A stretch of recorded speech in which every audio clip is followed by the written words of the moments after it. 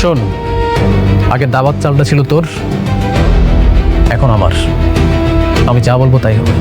তুই মনে রাখিস, দাবার চাল আমার কাছে আসতে সময় কিন্তু বেশি লাগবে না। যা বাইরে গিয়ে ভিক্ষা কর। আউট।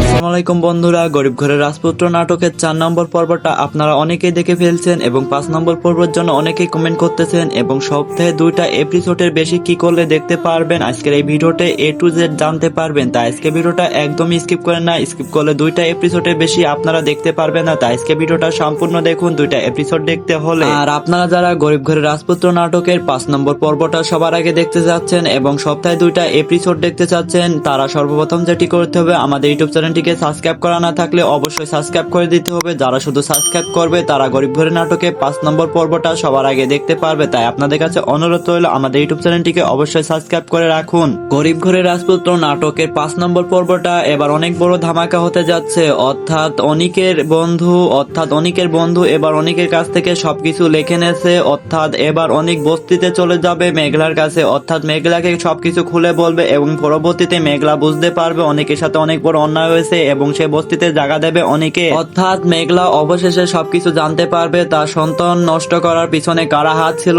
অর্থাৎ অনেকের হাত ছিল না, এটা মেঘলা বুঝতে পারবে এবং অনেককে বস্তিতে থাকতে দেবে। অর্থাৎ তারা সুখে সংসার করা শুরু করবে আবারও। এবং রাহুলের উপর এবার প্রতিশোধ নেওয়ার জন্য অনেক বড় চিন্তা ভাবনা করতেছে। অর্থাৎ তার কাছ থেকে আবার সবকিছু ছিনিয়ে নেবে অনেক। অর্থাৎ পরবর্তীতে মেঘলা ও অনেক বস্তির সামনে একটি দোকান দেবে, সেটা তার বন্ধু জানতে পারবে এবং সেই দোকান নষ্ট করার জন্য গুন্ডা পাঠাবে। অর্থাৎ মিরাজ তাদের সাথে যুদ্ধ করে সেই দোকান বাঁচাবে। অর্থাৎ গরিব ঘরের নাটকের রাজপুত্র নাটকের 5 নম্বর পর্বটা আপনাদের জন্য অনেক ধামাকা হতে যাচ্ছে। দেখতে চাইলে আমাদের ইউটিউব চ্যানেলটিকে অবশ্যই সাবস্ক্রাইব করে রাখতে হবে। আজকে ভিডিওটা এই পর্যন্ত, আল্লাহ হাফেজ।